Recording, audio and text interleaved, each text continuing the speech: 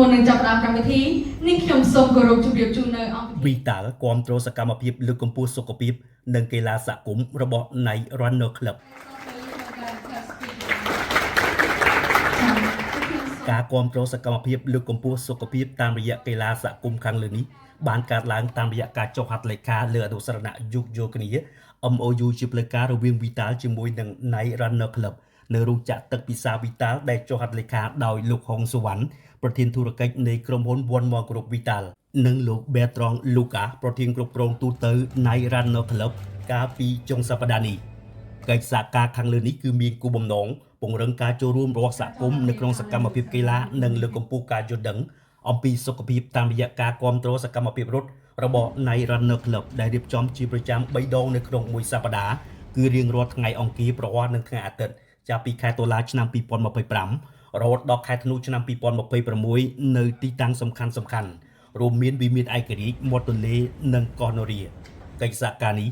ក៏ជាការឆ្លុះបញ្ចាំងអំពីការចូលរួមយ៉ាងសកម្មរបស់វិស័យឯកជននៅក្នុងការគាំទ្រសុខភាពសង្គមនិងវប្បធម៌រស់នៅសកម្មនៅកម្ពុជាផងដែរកិច្ចសហប្រតិបត្តិការនេះ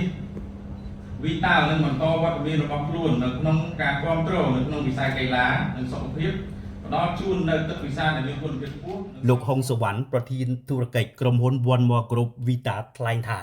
ការសហការជាមួយនឹង Night Runner Club គឺជាជំហានសំខាន់មួយនៅក្នុងការពង្រឹងវត្តមានរបស់ Vital នៅក្នុងវិស័យសុខភាពសុខុមាលភាពនិងការរស់នៅសកម្មសម្រាប់មនុស្សគ្រប់ជំនាន់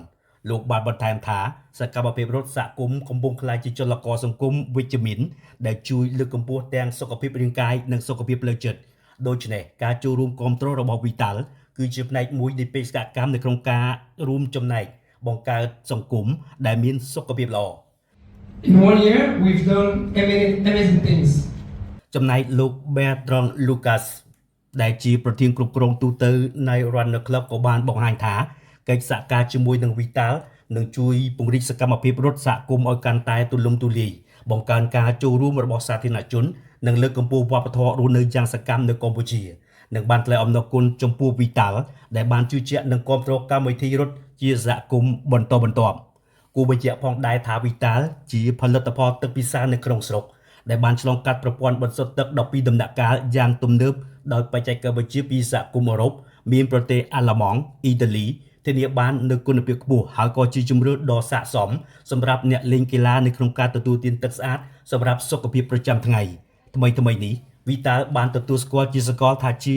ផលិតផលទឹកពិសាដែលមានគុណភាពខ្ពស់និងសុវត្ថិភាពខ្ពស់បញ្ជាក់ដោយស្ថាប័នវិតម្លៃគុណភាពម្ហូបអាហារ